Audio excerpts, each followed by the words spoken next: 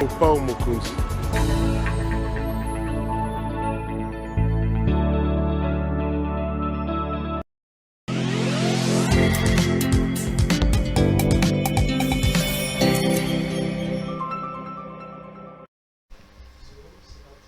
Nouveau numéro de l'émission Contre nous soit dit. Madame, Messieurs, bonjour et bienvenue à ces plateaux que nous avons ici à CPL Télévision.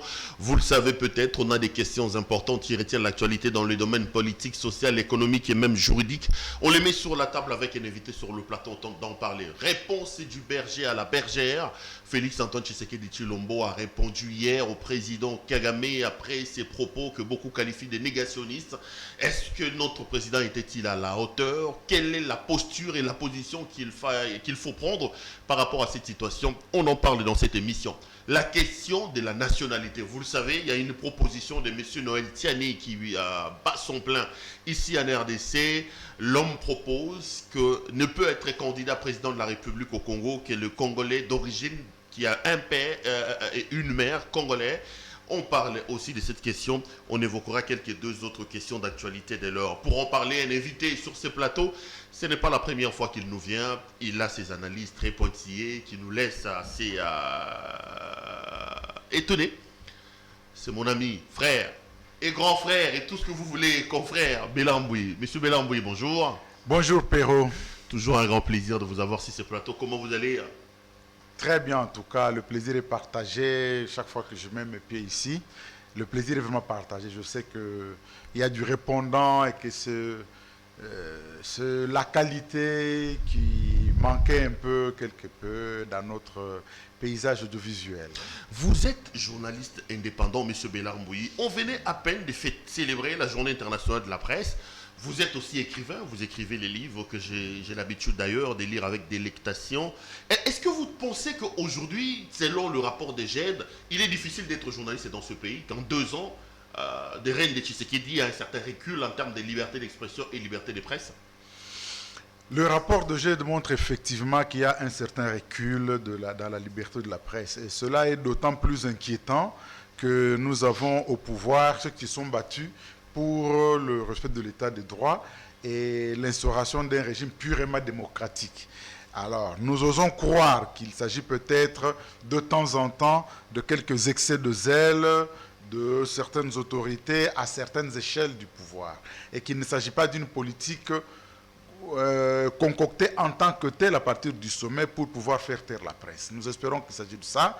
Alors, nous souhaiterons alors que ceux qui ont la possibilité, ceux qui ont le pouvoir effectivement de recadrer tous ceux qui portent atteinte à la liberté de la presse puissent user effectivement de leur pouvoir afin de démontrer clairement la voie à suivre qui doit être celle de la presse entendue comme le vrai quatrième pouvoir qui doit pouvoir fonctionner en toute liberté. Est-ce que le problème, ce n'est pas la presse elle-même? J'en ai discuté avec certaines autorités. Ils disent oui, c'est bon de jeter la flèche dans le camp des autres, mais commencez par balayer dans votre propre cours. Vous le dites aujourd'hui, mais là, ça ne fait pas fier de se présenter comme journaliste aujourd'hui. Ça ne fait pas fier de regarder nos médias. Est-ce qu'il ne faut pas que le combat commence à l'interne? Que nous nous débarrassions plutôt de tous ces brebis galeuses avant de pouvoir demander aux autres d'arranger notre situation? Effectivement, le problème n'est pas à sens unique. Hein. Il faut, à la vérité, être honnête, vraiment de le reconnaître. Hein. Il faut dire que la profession est devenue un fourre-tout, quelque part, aujourd'hui. Et il n'y a pas longtemps, je lisais un article d'un site qui incriminait l'honorable Mike Mukebai, par exemple. J'ai lu ça, je me suis dit, mais même lorsque j'étais encore un simple reporter à Forum des As ou au Potentiel, je n'aurais jamais écrit une telle platitude. Je n'ai jamais écrit une telle platitude. Donc quand vous lisez vous-même, vous vous rendez compte que c'est le genre d'histoire. Même si vous la racontez à un enfant de la maternelle, il ne vous croirait pas. C'est tellement tiré par les cheveux, de la médisance purement gratuite. Mais des gens se disent, oh, nous avons un site, ils publient quand même ça pour nuire à l'honorabilité d'une personne innocente qui n'a rien fait de mal. Et si l'honorable Moukebaï portait plainte et que ces gens ont été traînés devant la justice, on va dire, voilà, on est en train de s'en prendre aux journalistes. Non, il y a un grand travail de nettoyage de nos propres écuries qu'il faut faire. Et ça revient en grande partie à la corporation, bon, aux dirigeants qui sont censés nous représenter, c'est de l'UNPC. Et d'abord, quitte à ce qu'ils fassent des propositions à l'État pour pouvoir assainir la profession. Belambouy, vous êtes un spécialiste de plusieurs choses. Hein. Moi, j'aime bien venir m'abreuver auprès de vous. L'Est de la République, vous le connaissez sérieusement bien. Le président a lancé l'état des sièges. Je voudrais qu'on en parle un peu, mais allons directement vers l'actualité. Kagame a dit qu'il n'y avait jamais eu de massacre dans l'Est de la République. Il évoque Mukwege en disant que Mukwege c'est un manipulé à qui on met les propos dans la bouche. Est-ce que comment vous vous êtes senti en suivant le président rwandais? Est-ce que ça vous a choqué? Est-ce que vous vous dites c'est normal, c'est un comportement de quelqu'un qui défend son pays? Vous vous êtes senti comment comme Congolais en suivant l'interview de Kagame? Disons d'abord que je n'ai pas suivi l'interview du président Kagame et que par la suite j'ai entendu les échos que cela a pu susciter. Non, moi sur cette question j'ai ma propre opinion qui est la même depuis que au début des années 2000, nous avions notre propre association de lutte contre le racisme qui s'appelait à l'époque Congo Fraternité avec des amis comme Maître Eric Katunda, Paul Désiré Mugombozi et d'autres encore. Nous avions fait une étude sur les conflits. Nous voulions savoir pourquoi notre pays est continuellement bousculé par autant d'instabilité et de conflits. Alors, nous avions fait déjà notre répertoire. Et il y a eu dans ce pays, il y a eu des massacres. Personne ne peut nier ça. Nier ça, c'est vraiment contre tout bon sens, franchement parlant. Il y a eu vraiment des massacres dans ce pays. Mais il faut dire qu'il ne s'agit pas d'incriminer une personne ou un pays ou un groupe donné. Non. Quand Kagame dit qu'il n'y a jamais eu de massacres dans le pays, là, vous dites que c'est un mensonge. C'est un mensonge. Il y a eu des massacres. Il y a eu des massacres dans le pays. C'est un mensonge. Mais il faut préciser que les massacres ont commencé avant la guerre de l'AFDEL. Il ne faut pas non plus dire que c'est seulement avec la guerre de l'AFDEL que les massacres ont commencé. Non. Si nous voulons trouver une solution durable aux problèmes qui déchirent notre tissu social, nous devons dire les choses telles qui se sont passées. Nous devons établir la vérité. Voilà pourquoi nous avions proposé, dès 2001, quand nous avions fait une étude qui s'appelait le Manifeste de la paix, nous avions proposé l'instauration d'une commission vérité, justice et réconciliation. Ça veut dire qu'il faudrait une commission qui fasse le répertoire de chaque crime massif qui a été commis dans ce pays, en établir les responsabilités et pouvoir traduire les auteurs en justice, qu'ils soient nationaux ou étrangers.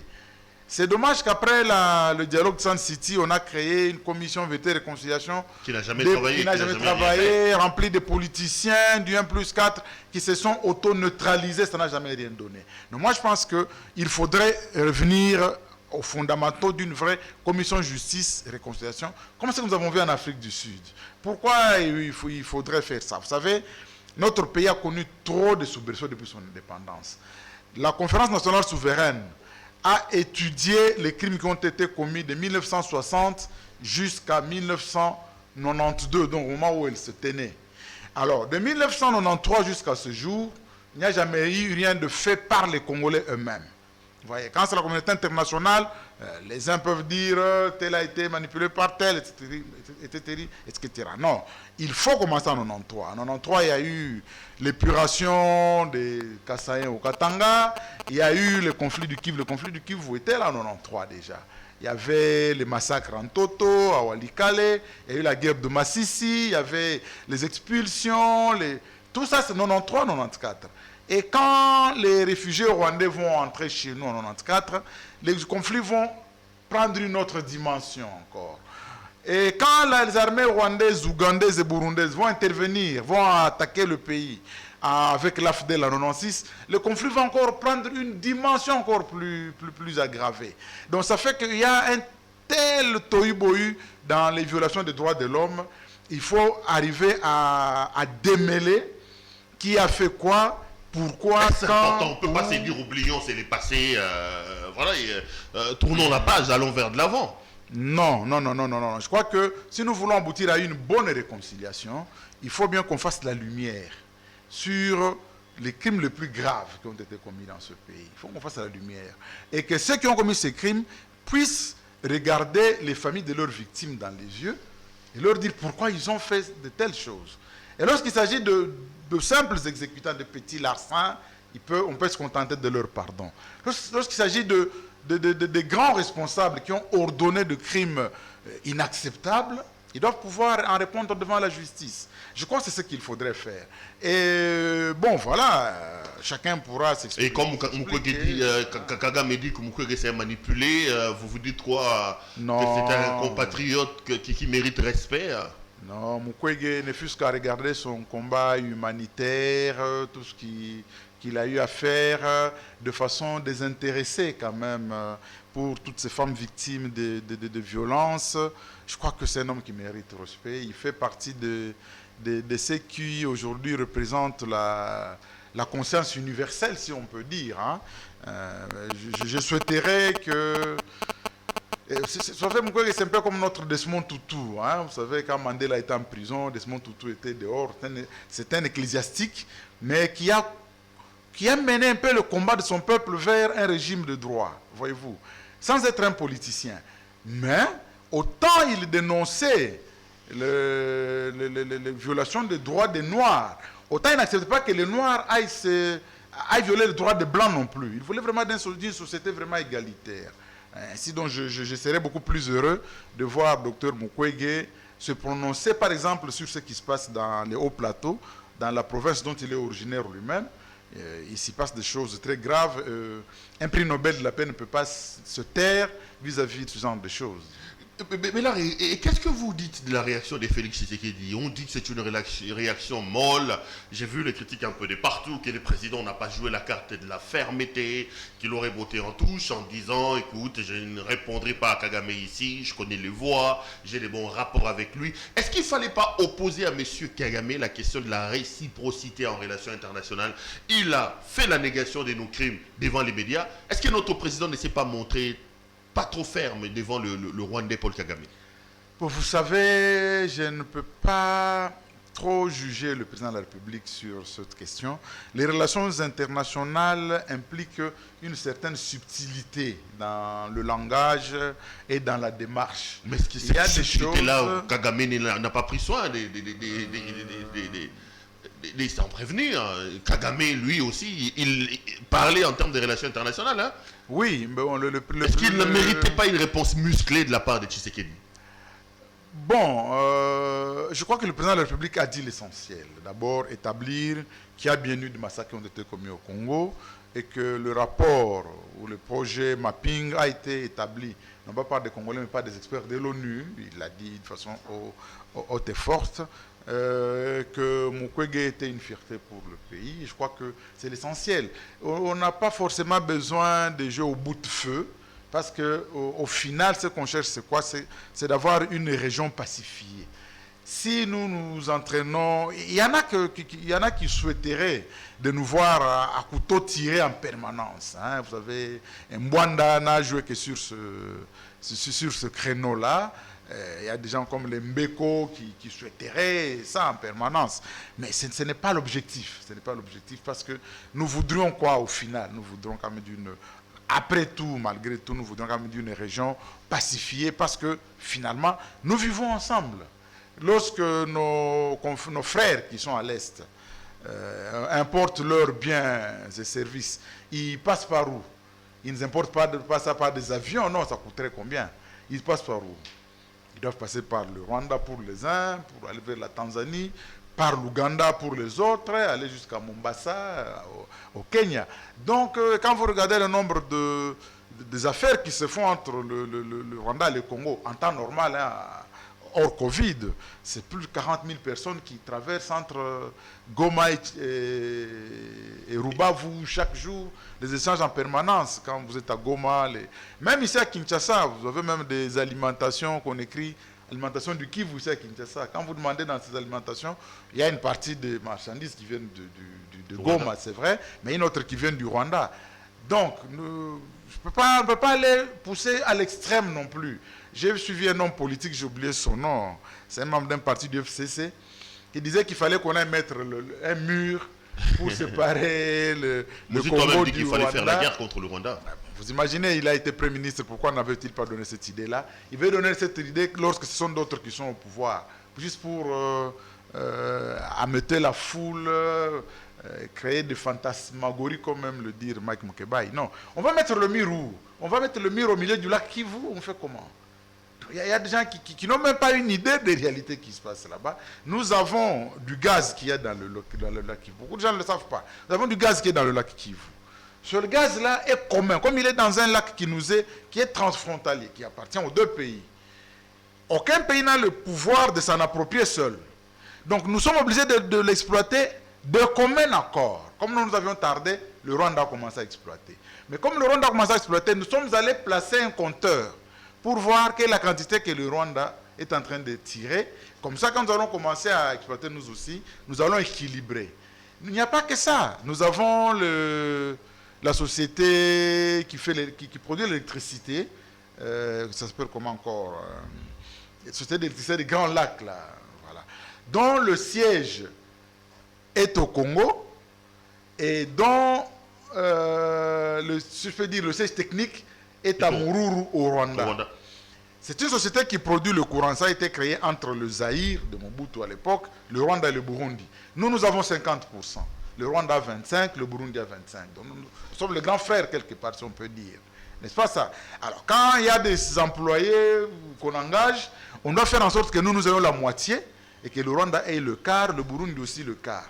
Donc nous sommes forcés de... On est obligés de vivre ensemble. Oui. Que nous ne le voulions pas. Voilà. Même en pleine guerre, ces histoires-là, ça se respectait. Voyez-vous. Donc si nous devons construire le nouveaux barrages... Le discours des sagesses de Félix vous plaît plutôt. Hein. Vous oui. n'avez pas voulu voir un Félix vent en guerre.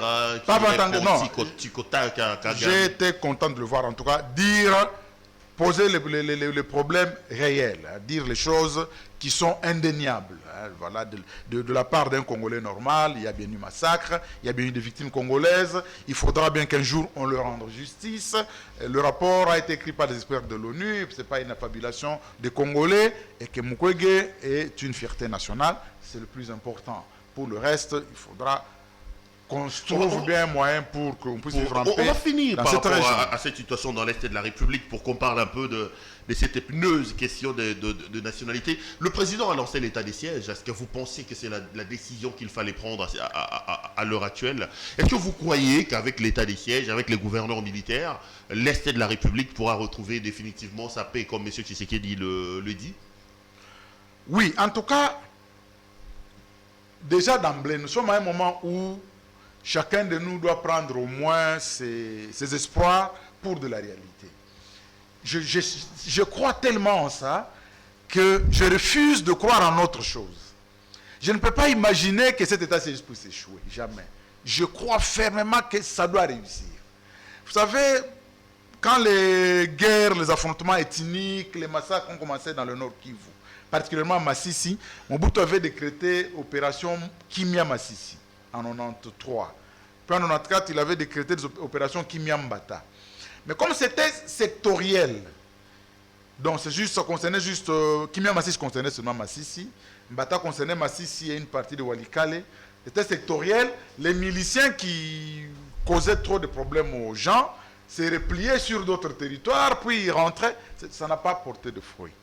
Cette fois-ci, les miliciens anciens se sont reconvertis. Donc, à l'époque de Mobutu, il faut dire qu'au nord, dans le Kivu, chaque ethnie, une ou plusieurs milices. Hein.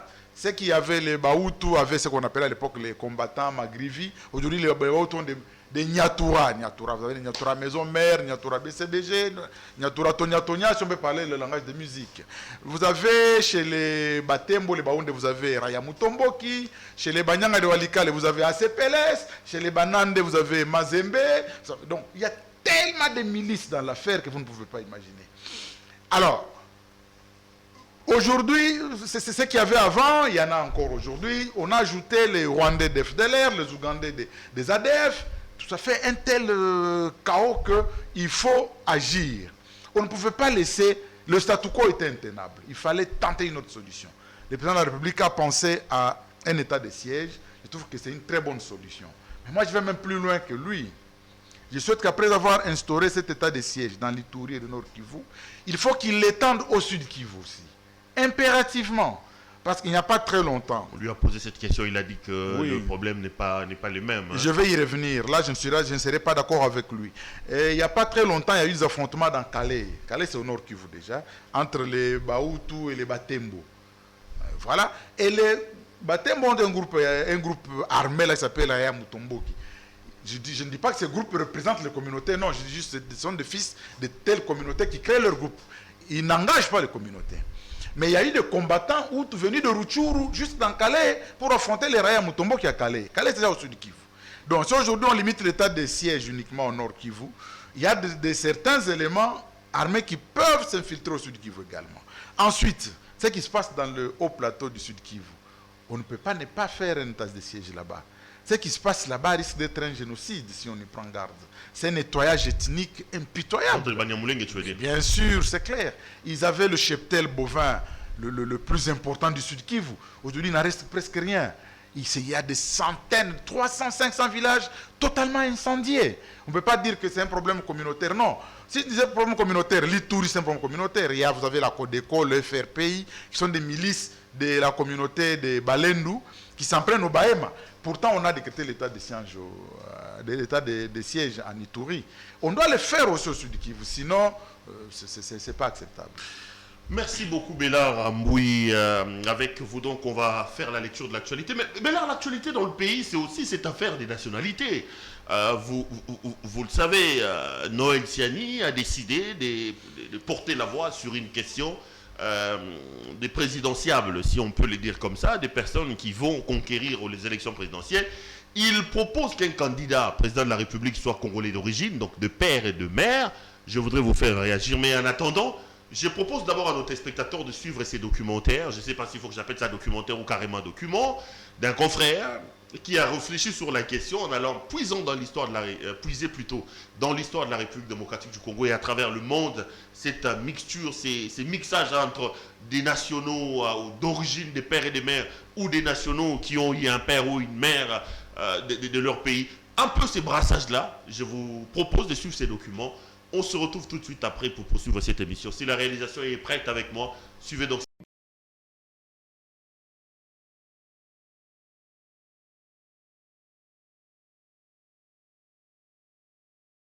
En ces moments précis, le Congo fait face à de sérieux problèmes d'ordre sécuritaire et socio-économique à l'est de l'Ituri, jusque dans les hauts et moyens plateaux du sud Kivu en passant par Beni. L'insécurité bat son plein. Des groupes armés nationaux et étrangers multiplient l'insécurité chaque jour. Des centaines de milliers de Congolais sont déplacés au quotidien et heurtent dans les forêts sans prise en charge. Sur le plan social, la crise atteint son paroxysme au point que les mamans vendeuses de nos marchés n'arrivent plus à écouler leurs marchandises. Les infrastructures sont dans un état désastreux.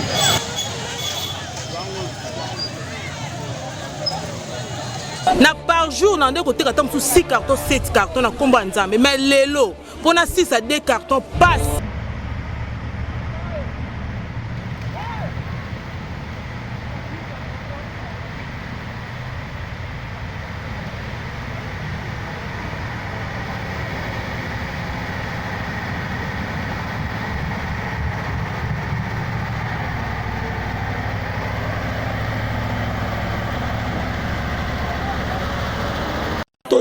Moi, puis c'est 25 000, comme 40 000. Ça qui a dit à tomate, qu'est-ce que tomate comme ça 20 000, ça 50 000. Pile coûte colobati, bisou toi colobati. Ça vend au sombaka 300, 200, ça vaut comme 700, 800. Foufou yango comme ça 50 000. Telle semoule lelo na uti kosomba semoule 32 000.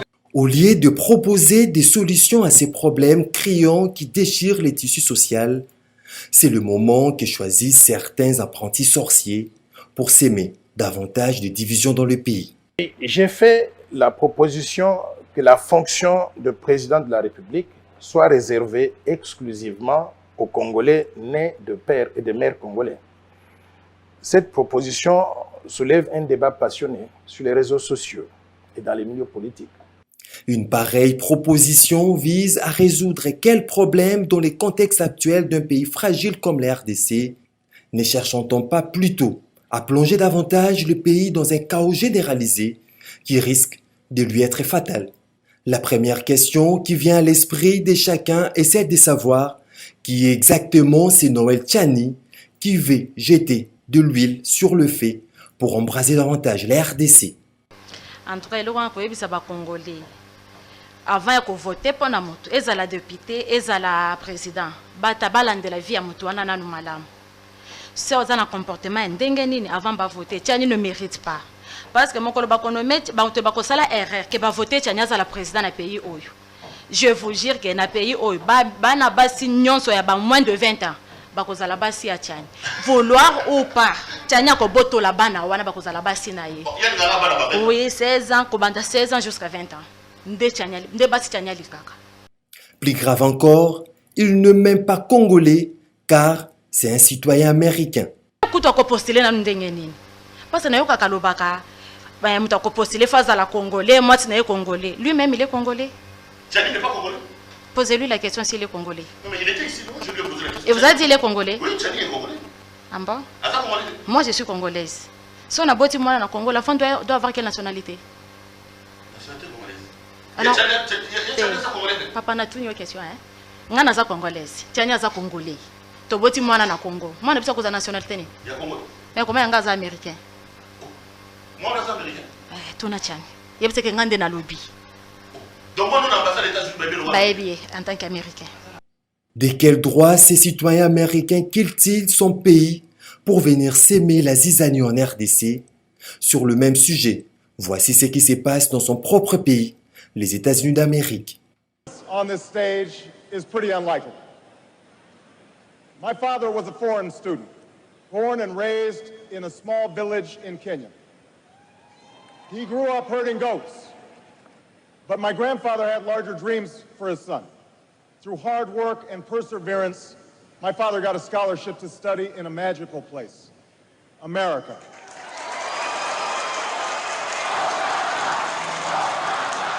Ainsi donc, la première puissance du monde s'est offert comme président le fils d'un étudiant venu du Kenya qui a été 2 mandats durant un excellent chef d'État.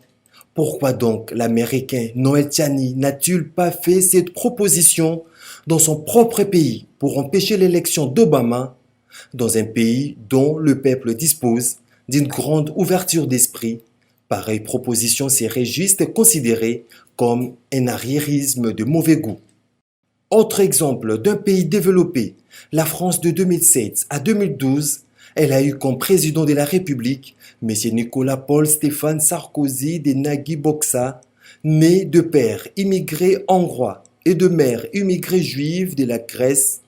Ceci ne l'a pas empêché de défendre avec pugnacité les intérêts de la France dans les concerts des nations et de donner le meilleur de lui pour les progrès de son pays. Voyons à présent ce qui se passe sur les continents africains. Président du Ghana pendant 19 ans, l'ancien capitaine Jerry John Rawling était né d'un père écossais et d'une mère ghanéenne. C'est pourtant ce grand panafricaniste qui a réduit la corruption au Ghana et placé son pays sur les sentiers du développement. C'est toujours lui qui a introduit la démocratie dans son pays où il est honoré aujourd'hui comme un héros national. Au Botswana, le 4e président de la République, l'ancien général et chef d'état-major des forces armées, Ian Khama, est né d'une mère britannique du nom de Rhys Williams et d'un père botswanais, le père de l'indépendance Seretse Khama. On le voit d'ailleurs sur ces images encore enfant avec son père et sa mère dans leur résidence familiale. De 2008 à 2018, il a dirigé le Botswana pendant 2 mandats et il a laissé son pays plus prospère que jamais avec un taux de corruption proche des 0 et un revenu par habitant de plus de 8 000 $ américains. Grâce à lui, le Botswana n'exporte plus ses diamants bruts, mais est devenu un des principaux centres mondiaux de la taille de ces pierres précieuses et du commerce du diamant. Plus près de nous, un pays voisin, la Zambie, a même été dirigé par un président des races blanches, M. Guy Lindsay Scott, né d'un père écossais et d'une mère anglaise. L'origine de ses parents ne l'a pas empêché de bien conduire son pays. Dans l'histoire du Congo, depuis la période coloniale jusqu'à son indépendance, le peuple congolais n'a jamais créé ni entretenu aucune discrimination contre les enfants métis de notre nation. Comme tous les Congolais, ces derniers se sont toujours battus pour l'intérêt du pays, parfois jusqu'au sacrifice suprême. À l'exemple de Jean-Pierre Finan, né d'un père belge et d'une mère congolaise, père de la chanteuse Abeti Masikini, compagnon des luttes de Patrice Lumumba et premier gouverneur noir de la province orientale, en juin 1960. Il a été assassiné à cause de son nationalisme à Bakwanga en janvier 1961 après l'atroce torture. Autre exemple, Léon Kengo Adondo, cet ancien premier ministre, a été président du Sénat pendant 12 ans et attend que des jeunes personnages de l'État n'auraient-ils pas assumé la fonction du président de la République si jamais l'ancien chef de l'État avait été définitivement empêché d'exercer sa fonction. Ancien député, le mieux élu de Kinshasa, Adam Bombole Ntole, né de père grec et de mère congolaise, a bien été candidat à la présidentielle de 2011. En quoi cela a-t-il posé un problème? Au demeurant, le chantre du racisme vise seulement le métis issu de parents blancs, alors que tout le monde sait qu'au sein de notre peuple, avec nos 9 frontières, il existe de nombreux enfants issus d'un parent congolais et d'un autre originaire d'un pays voisin. Personne n'en parle parce que cela n'est pas remarquable. À titre d'exemple, les Congolais qui ont fait des enfants avec des femmes angolaises, ces enfants sont-ils congolais ou non et doivent-ils avoir moins de droits que les autres enfants congolais? En ces moments où le Congo vient de célébrer le 24e anniversaire de la victoire de l'AFDEL sur le régime Mobutu, n'oublions pas que cette guerre avait commencé suite à une question de nationalité contestée. Comment ça? Bato babite Tumba Oyo en 1997. Et Tumba Oyo de kombo nango ya kani. La guerre de Banyamulenge. Bato aliboso azwaka minduki pona nini? Bato aliboso azwaka minduki ya banani? Banyamulenge. Pona nini? O banyokola bango baluko babonga bango. De nombreux observateurs s'interrogent. Est-ce qu'on veut faire les vides en écartant tous les adversaires de la scène politique? En effet, après l'élimination de Vital Kamerhe et celle en gestation de l'ancien Premier ministre Matata Ponyo, c'est Moïse Katumbi qui est dans leur viseur. Depuis Hitler, l'histoire nous apprend jusqu'où peut conduire des politiques fondées sur des considérations d'ordre ethnique et tribal. Si l'on y prend garde, la proposition Tchani peut diviser le pays. Rappelons que ces discours haineux et divisionnistes avaient, dans un passé récent, plongé la Côte d'Ivoire, qui était un oasis de paix et de prospérité, dans un tourbillon de crises et d'instabilité, avec la politique de l'ivoirité qui visait justement à éliminer un adversaire à la présidentielle. Le concept d'ivoirité va naître. Et ce concept est né surtout pour barrer la route à un adversaire politique qui est Alassane Ouattara. Dès 1994, alors prend naissance de façon officielle ce fameux concept que j'appelle un fourre-tout idéologique d'ivoirité. Là on commence à parler ivoirité. Donc à partir de 1994, on va utiliser, mais vraiment abondamment, les médias, radio, télévision, presse écrite, pour inculquer aux Ivoiriens que on ne peut pas être étranger et prétendre à un poste politique. On vise donc Alassane Ouattara au moment où il n'est plus Premier ministre, bien évidemment, mais pour lui enlever toute ambition, toute velléité de revenir sur la scène politique. On a ainsi changé la constitution et dicté des lois dans le seul but d'éliminer une seule personne de la présidentielle, Alassane Ouattara. Les élites ethnicistes vont diviser les Ivoiriens en des catégories séparées. Au niveau de la loi, les choses sont très claires. à la nationalité ivoirienne ou est ivoirien, celui qui a au moins un parent ivoirien, ou bien qui prend la nationalité ivoirienne, ou bien la femme qui prend la nationalité ivoirienne par voie de mariage. Je me rappelle bien, quand j'ai présidé la sous-commission constitution, quand j'ai dit les frères ivoiriens d'origine, nés de père ou de mère, mais dès que j'ai mis le mot ou, c'était impossible, la salle a explosé pratiquement. On dit aussi que l'article 35 de la Constitution est fait pour éliminer Ouattara. C'est pas de soulever la question qui m'étonne, mais c'est les réponses que j'entends souvent qui m'étonnent. Il y en a qui disent non, ce n'est pas fait pour éliminer Ouattara. Mais oui, c'est fait pour éliminer Ouattara. Nous avions dit qu'un texte est conçu pas contre quelqu'un. Mais oui, c'est fait pour éliminer Ouattara. Cette politique d'exclusion a fini par plonger la Côte d'Ivoire dans la guerre et les chaos généralisés. Bouge pas, bouge pas, bouge pas.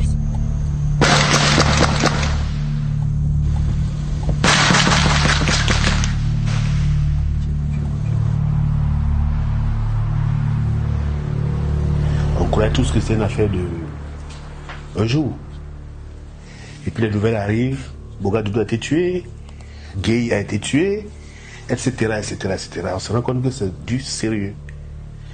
Et puis les jours qui ont suivi, on a vu que nous étions en guerre. Quelque chose qu'on ne pouvait même pas imaginer dans ce pays, c'est pas possible. On disait la Côte d'Ivoire, pays béni de Dieu. La guerre, le coup d'État, c'était pour les autres. Et c'était arrivé ici. Le pays était coupé en deux. Il y a un taxi qui arrive.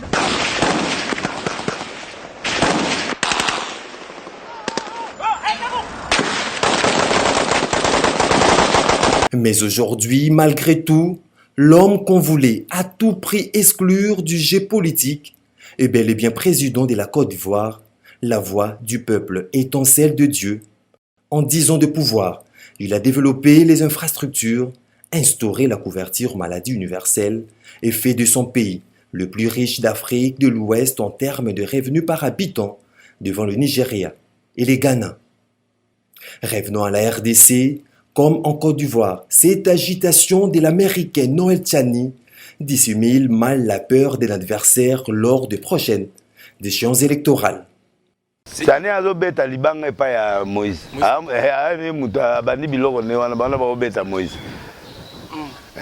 Donc quoi, Moïse fait peur pour 2020? Oui, oui, il fait peur à beaucoup de gens, oui. Ok. Oui.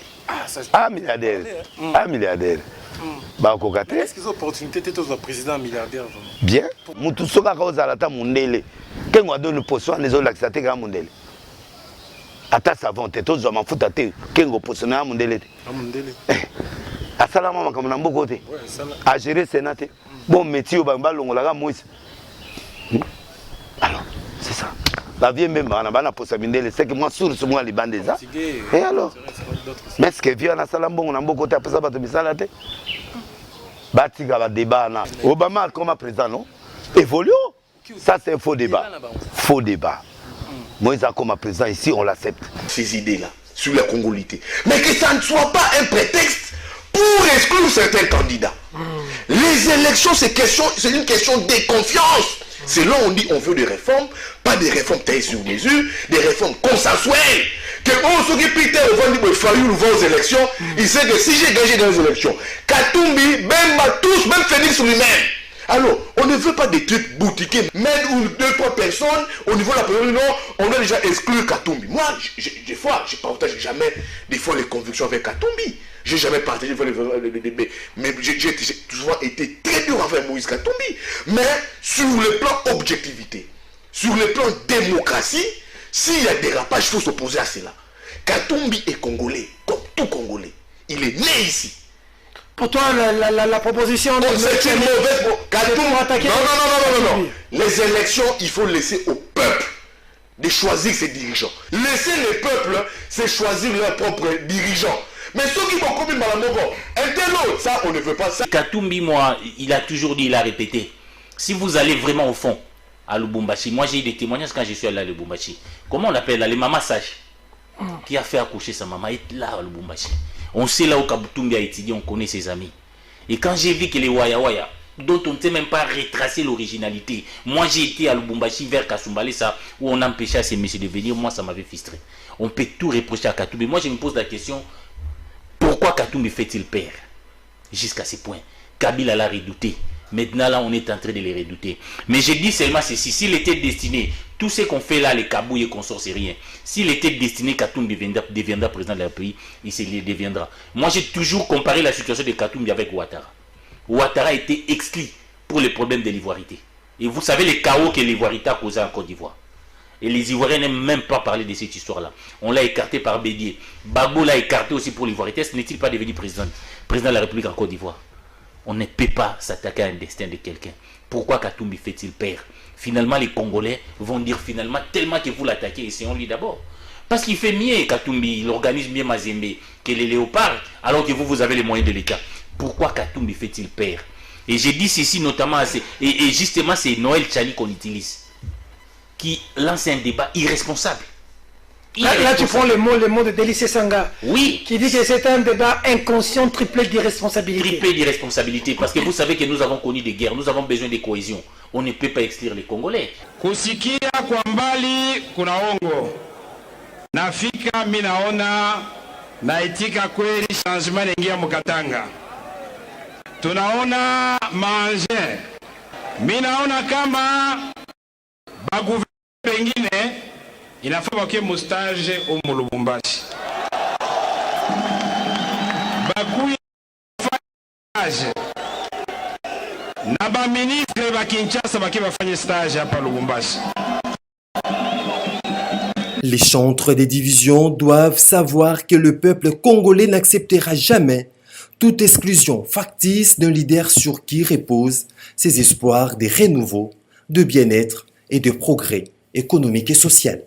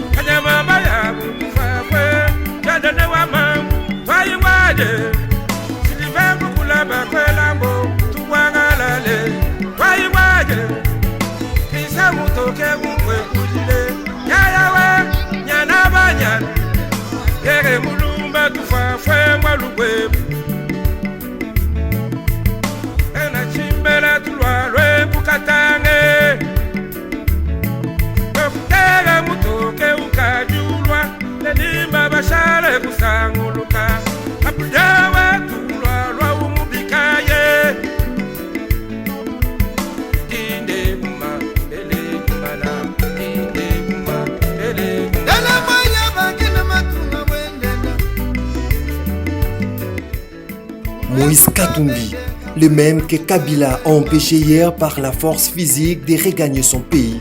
Certains rêvent de l'empêcher de postuler par les tripatouillages des textes. Pourquoi?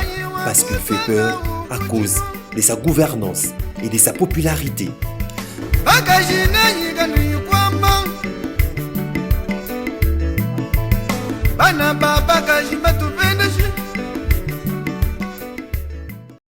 Alors, on vient de suivre les documents là, assez enrichissants hein, sur nous-mêmes, sur ce qui se passe à l'étranger. Est-ce que vous pensez que la proposition de M. Noël Tiani, que beaucoup de députés voudraient aujourd'hui récupérer, est une proposition qui soit la bienvenue parce qu'elle nous protège par rapport à l'invention des gens qui ne sont pas congolais, qui voudraient bien occuper la magistrature suprême dans notre pays? Bon, moi je connais Noël Tiani depuis de longues années, j'ai toujours eu de l'admiration pour sa personne, et là je dois dire que c'est la première fois qu'il me déçoit. C'est vraiment la première fois qu'il me déçoit.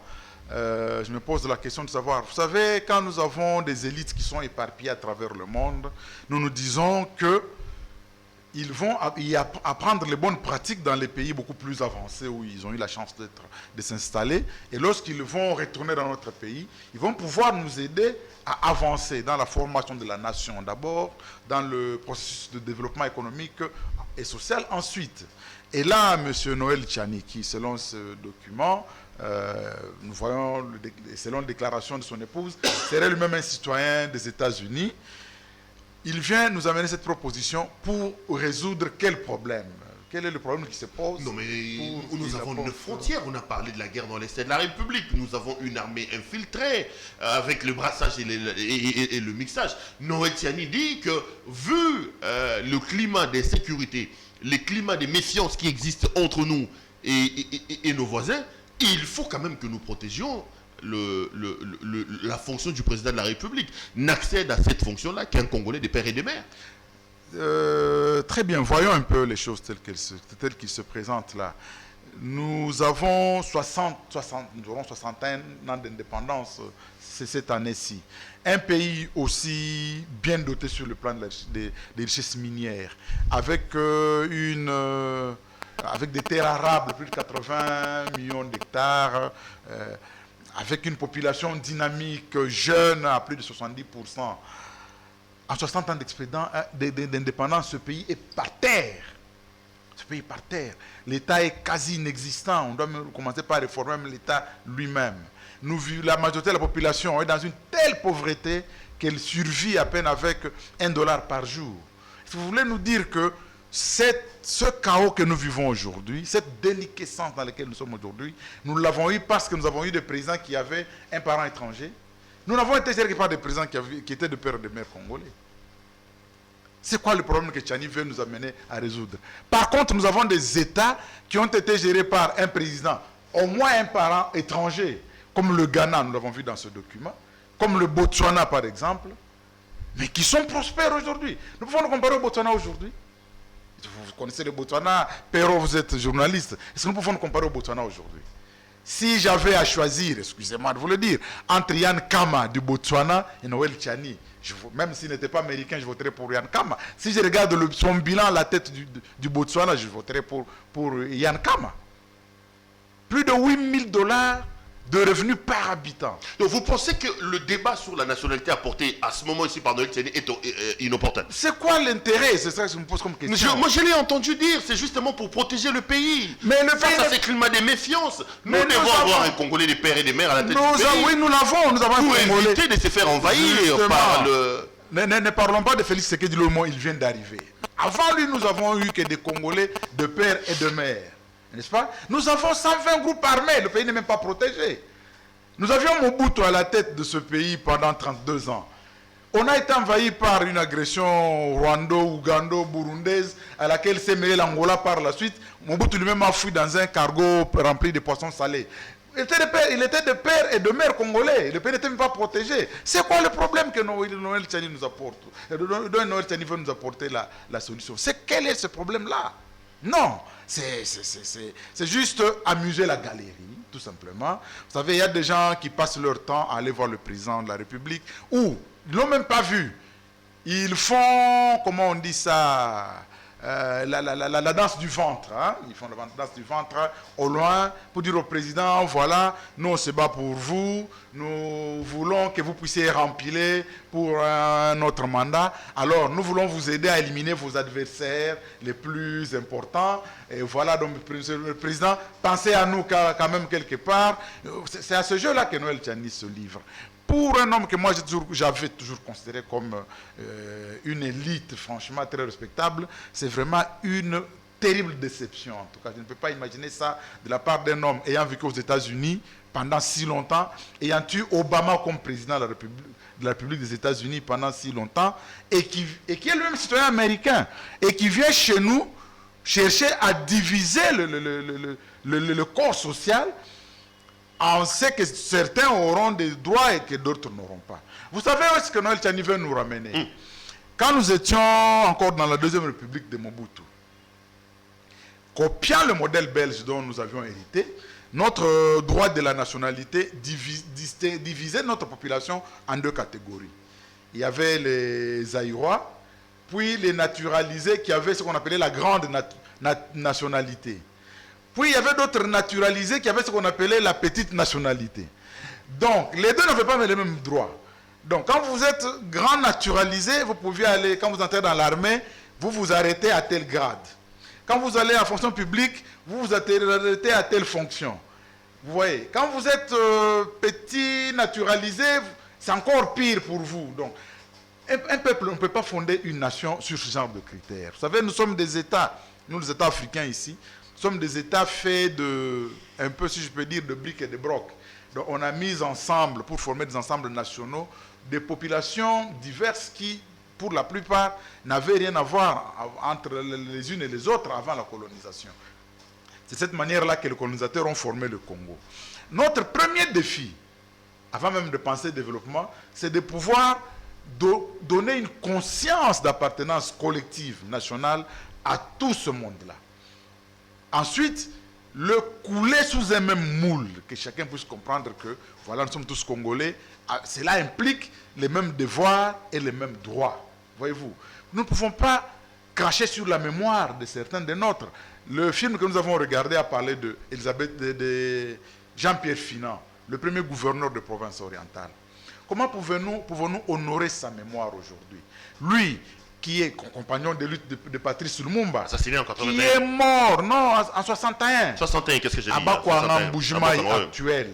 Comment pouvons-nous honorer sa mémoire si, de là où il apprend que nous sommes en train de dire, s'il avait été vivant, il n'aurait pas le droit d'être candidat à la présidentielle de ce pays, parce que son père était blanc.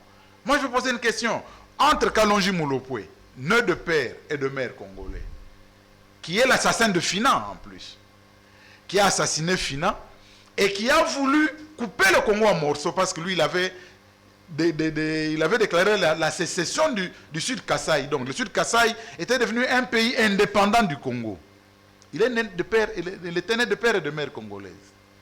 Et Jean-Pierre Finant, né d'un père belge, certes, et de mère congolaise, Mouzande, je crois bien, qui lui s'est battu au sein du mouvement national congolais Lumumba pour, en 1960, empêcher le Congo d'éclater. C'était ça l'objectif même du MNCL. Empêcher que le Takatanga ne se détache pas du Congo, que le Sud Kasaï ne se détache pas du Congo. Entre les deux, là, entre Kalonji Moulopoué et Jean-Pierre Finant, qui aimait réellement ce pays? Entre les deux, si nous avions à choisir un pour mettre à la tête du pays, nous aurions choisi qui entre les deux là? Donc nous devons pouvoir nous mettre à la hauteur de notre promesse historique. Nous n'avons aucun intérêt à diviser les gens, les uns contre les autres. J'ai suivi les commentaires des uns et des autres. On dit de Noël Tiani que c'est la face visible de l'iceberg et qu'en bas, il y a beaucoup d'officines politiques qui seraient derrière. On cite notamment M. Tshisekedi. On dit qu'il est tenté, même dans les documentaires qu'on a suivis, on dit que M. Tshisekedi est en train de plus en plus d'écarter des potentiels candidats. Kamere est en prison aujourd'hui. On dit même que le dossier Matata, c'est parce que M. Tshisekedi pense que Matata sera un candidat sérieux. Après, ça vise Katumbi. Est-ce que vous pensez que le président de la République, Félix Tshisekedi, a à voir avec sa première question? Deuxième élément, est-ce que vous pensez que c'est la tête de Katumbi qui est visée dans ces projets de nationalité des pères et des mères? Ok. Pour la première question, est-ce que le président de la République, Félix Tshisekedi, Tshilombo Antoine, peut-il être derrière cette affaire? Bon, je crois que j'ai répondu à ça déjà en survolant, en disant qu'il y a des gens qui font la danse du vent trop loin. Hein. C'est facile d'accuser les autres. Hein. Lui-même pour qui on danse, il n'est pas informé. C'est un peu ça. Non, il le regarde aussi. C'est l'entourage, c'est le président, ce n'est pas moi, je n'ai pas un bon entourage. C'est que je sais. Cette manière de... C'est que je sais. Trouver des boucs émissaires, c'est facile. Hein? Non, c'est pas un bouc émissaire, c'est quelqu'un qui se porte lui-même, qui porte lui-même. Et le président ne l'arrête pas. Il ne le fait pas. Bon, c'est pas une initiative qui, à l'heure actuelle, est déjà dans les institutions. Non, c'est vrai que Noël Tiani a pu rencontrer Bahati Mbosso, c'est exact, mais ce n'est pas encore dans les institutions. Si ça arrivait à ce niveau-là, nous pourrons alors réagir. Mais regardons un peu. Moi, à titre personnel, avant d'être journaliste, j'ai milité au sein de l'UDPS depuis ma tendre adolescence, vous savez. Et s'il y a un homme que j'ai le plus aimé parmi nos hommes politiques dans ce pays, c'est Étienne Tshisekedi. Moi, j'essaie même de synthétiser sa pensée, parce qu'il y a beaucoup de gens qui aiment Tshisekedi, mais qui n'ont pas synthétisé sa pensée. Moi, j'essaie de synthétiser sa pensée de Tshisekedi, en relevant chacune de ses interviews pour pouvoir construire une pensée. Sur le plan politique, social, économique, vous trouvez alors finalement ce que moi je nomme le manifeste du Tshisekedisme, qui à mon avis peut même constituer une lampe pour éclairer notre départ, notre chemin vers le développement. Alors, je le publierai peut-être un jour, hein, si Dieu le veut bien. J'ai regardé, j'ai jeté un peu un coup d'œil ce matin en relisant ça, sur la nation. Qu'est-ce qu'Étienne Tshisekedi pensait? Pourquoi je cite ça? Parce que Félix Tshisekedi, c'est le fils d'Étienne Tshisekedi. Je suppose que Félix Tshisekedi est imprégné des idées de son père depuis son enfance. Et que si jamais il allait à l'encontre de ses idées, il les trahirait.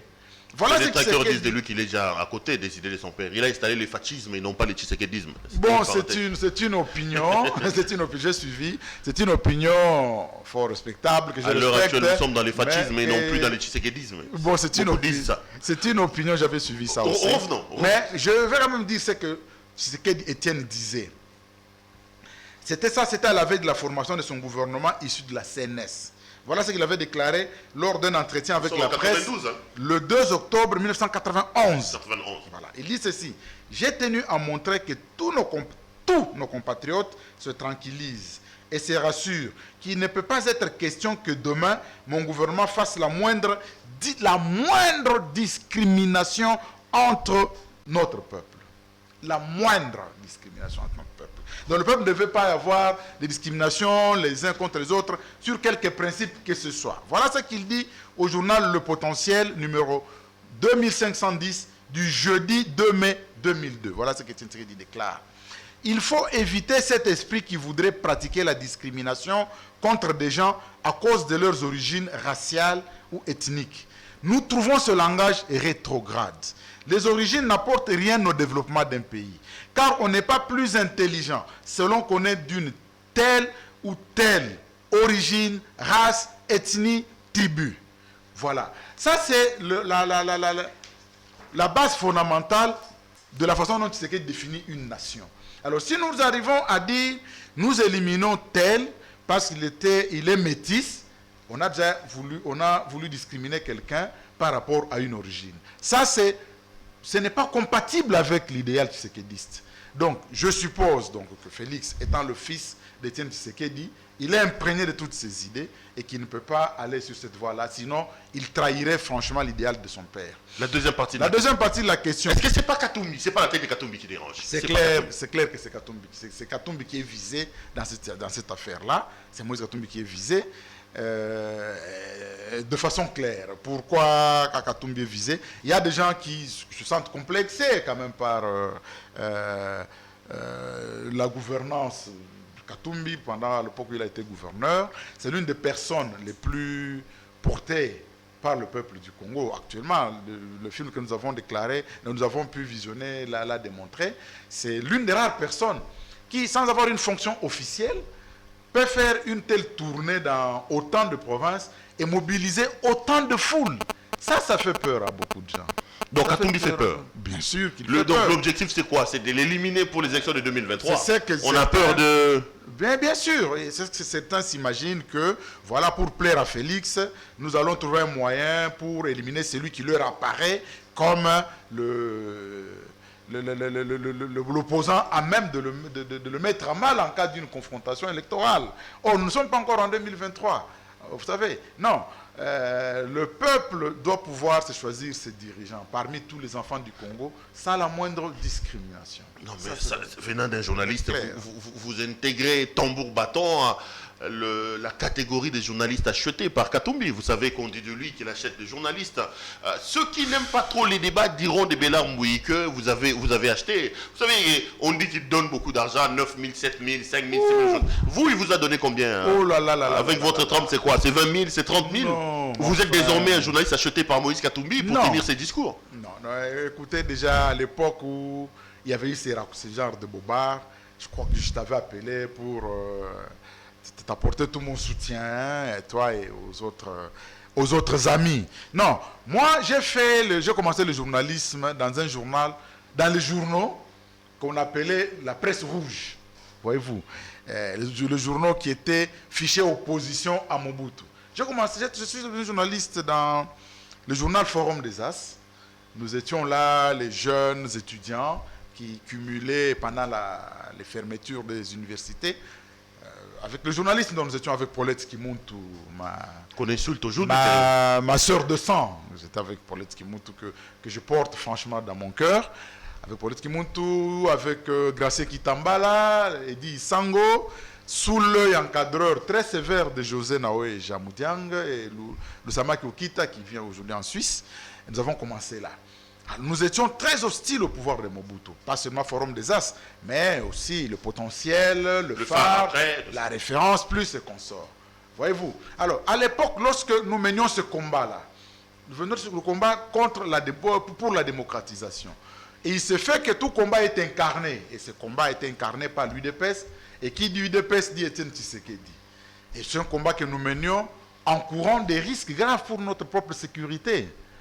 Certains sont morts. Il y a l'éditeur d'un journal du Bas-Congo, là, j'oublie son nom, ça fait tellement d'années, qui a été assassiné à Lupin, par exemple. Il y a beaucoup de gens ont payé de leur vie cette histoire-là. Et quand nous menons ce combat, qui nous avait payé à l'époque? C'est Etienne Tshisekedi qui nous avait payé. C'est le problème, voyez-vous. Bon, aujourd'hui, que des gens qui n'aiment pas la contradiction sortent de... Donc vous n'avez pas été acheté par Katumbi. Il ne vous a pas donné l'argent pour tenir ces discours. Pas du tout. Parce qu'il faut s'y attendre. On dira aussi que vous venez de garnir le rang des journalistes achetés et payés par Katumbi. Hein. Je vais y arriver. Je voudrais dire une chose. Si le combat de l'UDPS a eu un sens dans ce pays, c'était de pouvoir dire qu'il ne doit plus jamais y avoir de pensée unique, voyez-vous. Ni même pas d'un cercle de la raison. Non, non, non, non. Il doit y avoir de la pluralité de sensibilité. Vous savez, moi, en France, j'aime bien le président Macron. Hein. Je me situe un peu au centre droit.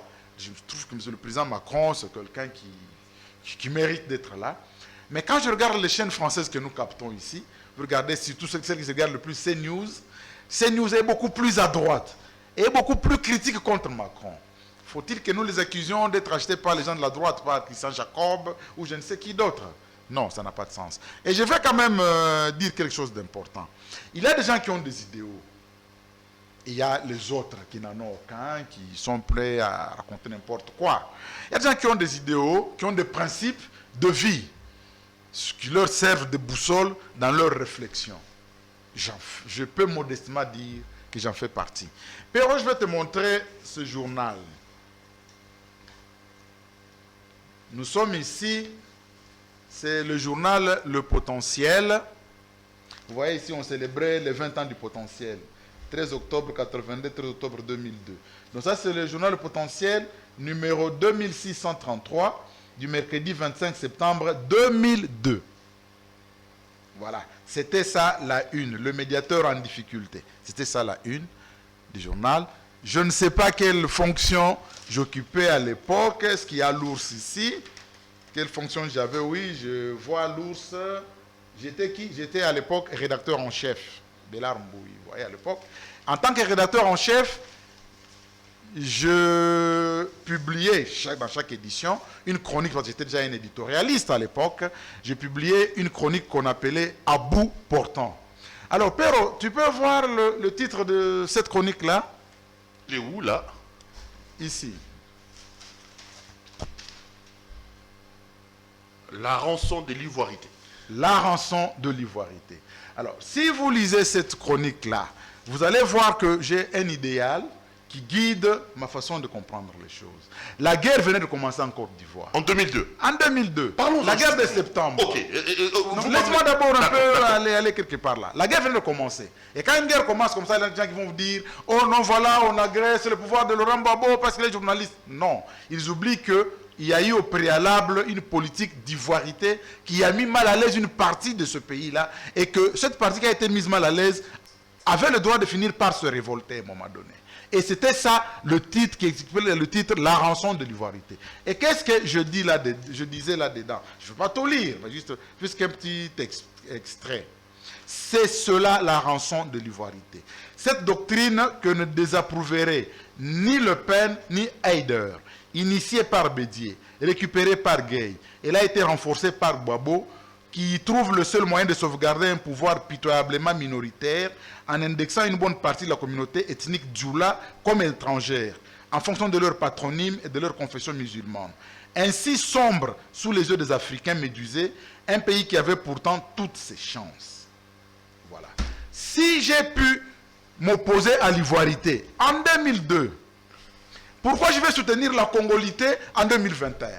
20 ans plus tard. 20 ans plus tard. Donc je serai un instable sur le plan philosophique. Est-ce que vous pensez que le scénario de l'ivoirité risque de se reproduire ici? Est-ce que vous pensez que Katumbi risque de sortir gagnant de cette affaire comme Ouattara après la question de l'ivoirité? Félix risque-t-il de perdre comme Bédier, comme Laurent Gbagbo et même comme Gay lorsqu'ils ont lancé le concept de l'ivoirité, s'il embrassait la question de la congolité que nous propose Noël Tiani? Mais bien sûr, les mêmes causes engendrent les mêmes effets. Qu'est-ce que la Côte d'Ivoire nous donne comme modèle sur cette question? On a vu dans le film Laurent Gbagbo qui finit par reconnaître, oui, l'article 35 a été fait pour éliminer Ouattara. Vous savez, moi j'ai écrit un livre sur la Côte d'Ivoire. À l'époque où j'écrivais cette chronique, je ne savais pas que j'écrirais un jour un livre sur la Côte d'Ivoire. Hein? Mais bon, j'ai fini par écrire un livre sur la Côte d'Ivoire, donc j'ai pu étudier la politique ivoirienne vraiment à fond. Les gens étaient allés jusqu'en 2000, hein, quand on voulait faire la nouvelle constitution, les gens étaient allés jusqu'à dire qu'on mette dans la constitution que pour être candidat, il faut même que l'épouse soit ivoirienne. Alors, quand ils ont appris que l'épouse d'Alassane Ouattara, parce qu'elle est blanche, quand ils ont appris qu'elle est aussi ivoirienne, ils ont dit, ah, qu'on change alors, qu'on écrive qu'il faut que l'épouse soit aussi ivoirienne, mais noire. Là, les gens leur ont dit, mais il ne faut pas pousser la folie. La folie a quand même des limites. Hein, parce qu'en voyant la femme de Ouattara, il se disait que c'est certainement une étrangère. Oui, voilà. Les gens pensaient qu'elle n'était pas ivoirienne, alors qu'elle était ivoirienne. Donc, on a voulu donc mettre même la race. Donc, les gens leur ont dit, mais on ne peut pas pousser la folie jusque dans ce genre d'extrémité quand même. Il faut arrêter. Donc, on a, en voulant martyriser une personne, la population va le considérer comme un martyr. Et la population finit par s'attacher à ce genre de personnes. N'oublions pas une chose. Même l'UDPS, dont nous sommes sortis très nombreux dans ce pays, quand l'UDPS a commencé, Étienne Tshisekedi n'était pas dans le lot des principaux dirigeants de l'UDPS. Non, il ne faisait pas partie de la présidence de l'UDPS. Il y avait Kiba Samaliba, qui était président national. Il y avait Ngalula Panangila, qui était premier vice-président. Je crois même pour nous, les gens du Kasaï, notre principal référentiel, c'était Ngalula. Ngalula, oui, oui. Oui. Et après Ngalula venait Marcel Liaou comme deuxième vice-président, puis Vincent Boinkiem, Niaroliem, comme troisième vice-président. Il n'avait pas de secrétaire général. Juste après la présidence, il y avait les secrétaires nationaux qui étaient juste sur un même pied de qualité. Et Tshisekedi était secrétaire national à l'organisation, autant que Birindo a été secrétaire national aux finances, Lusanga Nguele à d'autres fonctions, ainsi de suite, voyez-vous. Pourquoi Étienne Tshisekedi a fini par incarner ce combat et a fini par intégrer le mental populaire du Congolais comme étant celui qui porte le combat de la libération, comme étant le porte-étendard de la lutte? C'est parce que, plus que d'autres, il a subi le martyre. Vous rappelez, vous voyez cette photo où il est tenu par deux malabars ensanglantés. On l'a mené à la cour de sûreté de l'État du côté de la SANEF. Ouais. Oui, c'est en 88 après la tentative du meeting de Pont-Cabu. C'est ça, le peuple s'est dit, mais pourquoi on le fait tant souffrir? C'est ce que le peuple congolais a adopté Tshisekedi. Et on oubliera à ce moment-là Ngalula Pandangila, Kiba Samaliba, tout ce qui était devant. Voilà, on s'est dit notre leader c'est Tshisekedi. Au point que le jour où Mobutu fait le discours pour reconnaître la démocratisation, juste après le peuple se mobilise, direction c'est Tshisekedi à la Gombe, à côté de l'Ofida et la Miba Kinshasa. Voilà. Donc c'est ça ce qui arrive généralement, c'est dans notre cursus historique. Donc aujourd'hui, Félix Ferraleli, à Moïse Katumbi, c'est là. Je ne dis pas Félix, je dis tous ces flatteurs, j'ai suivi Noël Tiani, j'ai suivi aussi Kadiombo qui s'est mis dans la danse aussi, qui est là, je crois que... Max Kadiombo. Je démontre d'ailleurs que Katumbi, c'est un détourneur, c'est... Je l'admirais beaucoup. Qui a fait mal aux Kassaïens, c'est quelqu'un qui est allé puiser dans les mines du Kasaï, il a même à cause de ces méfaits, fait tuer M. Kabasele Kaliombo, c'est le porte-étendard de ces combats pour la congolité d'une certaine manière aujourd'hui. Hein. Oui, et ce qui n'est pas décent, c'est que lorsque le président de la République est de chez nous, du Kasaï, que ce genre de discours anti-Katumbi vienne des gens du Kasaï. Noël Tchani le tient, c'est Kadiombo aussi qui le tient. Ce n'est pas décent, ça ne donne pas une bonne image. Ces gens-là, il ne faut pas qu'ils impliquent le président de la République dans leur petite flatterie. Voyez-vous ça? S'ils veulent flatter le président, qu'ils le flattent sur d'autres créneaux. On est en démocratie. Oui, on est dans la démocratie. Vous n'allez pas dire que Kadiombo c'est un flatteur. Vous n'allez pas dire que Noël Tchani c'est un flatteur. Ils sont en train d'avancer leurs arguments. On est en démocratie. Kadiombo c'est un intellectuel rompu. Noël Tchani même ment. Je viens de démontrer. Pourquoi dire d'eux qu'ils sont flatteurs alors qu'ils voilà.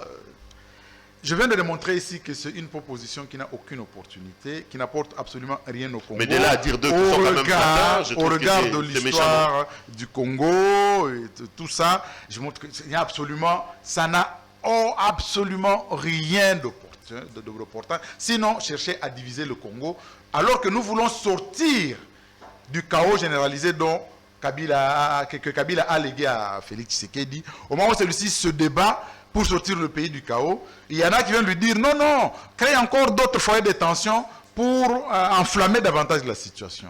Pourquoi ils veulent faire ça? Pour que Félix les trouve, qu'il les trouve beaucoup plus partisans de sa cause et consorts. Non, je sais que Noël Tchani veut être nommé gouverneur à la Banque centrale. Bon, si c'est ça le moyen qu'il a trouvé... Sa femme m'a dit qu'il ne faut jamais faire cette erreur dans la vidéo que nous avons suivie. Bon, ça, je ne rentre pas dedans. J'ai suivi ce que la femme m'a dit. Mais en tout cas, c'est de l'autorité publique qu'il cherche ce poste-là. Il se présente comme étant le meilleur Congolais pour ce poste-là. Mais il peut l'obtenir autrement qu'en voulant propager des discours qui divisent notre peuple en autant de des petites sections... Qui vont peut-être finir par s'affronter les unes des autres. Non, ce n'est pas bien. Pourquoi j'ai fait une référence aux origines des gens? Pourquoi? Vous savez que nous ne sommes pas aveugles. Nous savons que dans ce pays, je parlais ici, lorsque vous parlez du rapport mapping. Le rapport mapping commence par ce qui s'est passé au Katanga. Il commence par là. L'épuration ethnique qui s'est passé au Katanga, plus de 200 000 morts selon le livre blanc du gouvernement de Laurent Désiré Kabila, et plus de 1 500 000 personnes déracinées, donc forcées à l'exil, dans leur propre pays, voyez-vous ça. Donc nous sommes en train de penser ces blessures-là. Vous avez suivi le président même lorsqu'il a parlé de l'état des sièges au Sud Kivu. Son argumentaire est que le Sud Kivu, comme il y a plutôt des affrontements de type communautaire, il faut une solution conciliatrice. Voyez-vous, il n'a pas tellement tort sur ce coup-là. Mais au Katanga, les blessures sont encore là. Il faut concilier les gens. Il faut réconcilier les cœurs pour que finalement ça ne revienne plus jamais. Ce n'est pas la première fois que c'est arrivé. C'est arrivé en 60-61 déjà avec le ministre de l'Intérieur, Godefroid Munongo. Ça s'est répété avec Kyungu Ngunza en 93. Et il ne faut pas que demain, aujourd'hui, vous savez, vous connaissez bien l'Afrique, comment l'Afrique se présente. Il y a les grands leaders de renom ont d'abord une base au niveau de leur province. Une base sociologique, comme on dit. Sociologique, cela va de soi. Alors qu'on veut penser ces blessures-là, on voit des leaders issus de la province du président de la République en train de prêcher une politique qui vise à éliminer encore un Katangais. C'est pour réconcilier Katangais et Kasaï ou c'est pour le pousser encore à s'enflammer? Nous devons faire preuve de responsabilité quand nous fonctionnons. Et ce genre de personnes ne démontrent pas suffisamment de responsabilité dans leur discours. Ça fait plus d'1 heure qu'on est en train de faire cette émission. Oh, ça va vite, c'était tellement intéressant, franchement. Les Congolais vous regardent, on finira par là. Bélard Mbouyi, ça sera quoi votre message à ce peuple qui vous regarde par rapport à ces débats que vous qualifiez d'inopportuns sur la question de la nationalité? Voilà, mon problème est celui-ci. Moi, je conclurai avec ce que Étienne Tshisekedi, d'heureuse mémoire, nous disait également. Tshisekedi nous avait dit une fois que si lui, il était même élu président de la République, on devait même, je crois qu'il l'a répété même à l'époque quand il était candidat à la présidentielle, on devait supprimer les mentions des origines sur nos pièces d'identité. Voyez-vous, on devait supprimer les mentions d'origine. Vous savez, lorsque le génocide du Rwanda s'est passé, les gens étaient assassinés parce que la carte d'identité indiquait l'ethnie de chacun sur la carte. Donc vous aviez là une carte d'identité, vous regardez, on écrit Buoko, tribu, 2 points, Tutsi, Hutu, toi ou naturalisé. On souligne en dessous. Donc en regardant votre carte, on doit savoir si vous êtes Hutu, Tutsi, ou toi ou naturalisé. Voyez-vous. Alors, nous pouvions nous vanter en disant non, on n'était pas descendu à ce niveau, nous on n'a pas des ethnies sur nos cartes. Non, on y est presque. Lorsque quelqu'un a sur son papier d'identité la mention village d'origine Singini, territoire Tchela, ça veut dire quoi? Ça veut dire qu'il est Muyombe, c'est clair. Quand vous regardez ça, vous dites ah ok, il est Muyombe. Quand quelqu'un a sur sa carte, c'est écrit quoi? Groupement Benansona, territoire Ngandanjika. Voilà, ça veut dire qu'il est Moulouba du Kassai. C'est clair. Donc, c'est des choses qu'il faut supprimer. Lieu, date de naissance, point barre. Ça va se limiter là. C'est ce qu'il nous disait. Tout ça, pourquoi il nous le disait? Parce qu'il voulait nous détacher de nos appartenances ethniques du moment qu'ils peuvent devenir meurtrières. Voyez-vous. Ce n'est pas mauvais d'appartenir à nos ethnies, nous y sommes toujours. Vous vous rappellerez aussi à l'époque, lors d'un grand débat sur la RTBF, Tshisekedi contre Ngunza. À la fin, Ngunza a dit aux journalistes, il a tenu à insister, je suis Katangais et fier de l'être. Le journaliste a posé la question à Tshisekedi, et vous êtes aussi fier d'être Moulouba? Tshisekedi a souri, il a dit, on est toujours ce qu'on est. Tout simplement, il s'est limité là. Donc, il ne faut pas que nos appartenances soient, comment dire, sublimées, extrapolées pour nous pousser aux affrontements. Nous devons à un moment donné arriver à nous dépasser. Nous devons à un moment donné à considérer que nous sommes, la première appartenance la plus importante pour nous, c'est d'être Congolais. Que nous soyons de quelque origine que ce soit. Que nous soyons d'une partie, d'un père qui venait de Tchétchénie ou d'une mère qui venait de l'Azerbaïdjan, cela n'a absolument rien d'important. Le plus important, c'est la conscience d'appartenance que nous avons. Une fois, j'ai suivi Léo Kengo à Dondo avec Monseigneur Mosengo. Il y avait une conférence sur le leadership. Après la conférence, on a mis la chanson Éminence de Los Nikelos. Voilà. Et quand ça a commencé à chanter, Kengo a fermé les yeux, il s'est mis à chanter en tapant des doigts. Je me suis dit, mais il a voyagé très loin dans son passé. Vous prendrez Kengo pour le mettre dans un village d'origine en Pologne. Il est polonais, il est portugais. Mais non, rien à voir. Il est vraiment à l'aise quand il vous mange les Muguruta Panzi, des Bangala là, il est très à l'aise. Il vous mange les comment on appelle ça, Ngurumasa, je crois. Il est à l'aise avec ça. Vous n'allez pas lui apporter la gastronomie polonaise. Il ne connaît rien à tout ça. Il a l'âme congolaise. Moïse Katumbi est pareil. Il a l'âme congolaise. Il est né au Congo.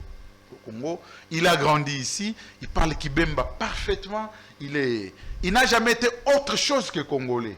Donc, chercher à nous créer des divisions supplémentaires alors que nous voulons élaguer les divisions qui existaient auparavant, absolument aucun sens. Donc, moi quand je regarde Ndundo Bonongue, je regarde Adam Bombole, le grand saoudien, je regarde en plus tous les enfants. Moi je peux être de père swazilandais. Si je veux être candidat ici, qui va dire non, il a un père étranger? Comme ça ne se remarque pas, personne n'en fera un cas. Non, Etienne lui-même, c'est un Américain, mais qui était candidat ici chez nous. Voilà, il a été candidat ici chez nous, il est pourtant américain. Donc voilà, c'est de ça qu'on devrait... On doit pouvoir faire le distinguo entre la race, qui est un fait physique, biologique, et la nationalité qui est un fait juridique. Et nous ne pouvons pas baser notre droit sur le biologique. Sinon là, nous courons vers le nazisme de Hitler-Adolphe. Et c'est très dangereux. Merci beaucoup, Béla Mbouyi. Merci d'être venu nous abreuver, comme vous avez l'habitude de les faire. Madame, Monsieur, cette émission est complètement terminée. Je rappelle ce soir que notre invité, c'était donc Béla Mbouyi, journaliste, écrivain indépendant. Avec lui, on est largement revenu sur cette question des nationalités avec la proposition des messieurs Noël Tiani Mwadia Pita. Je vous retrouve demain pour un autre numéro. Portez-vous bien Et restez branchés sur nos programmes. Allez, bonsoir chez vous. Pas au Mokonzi.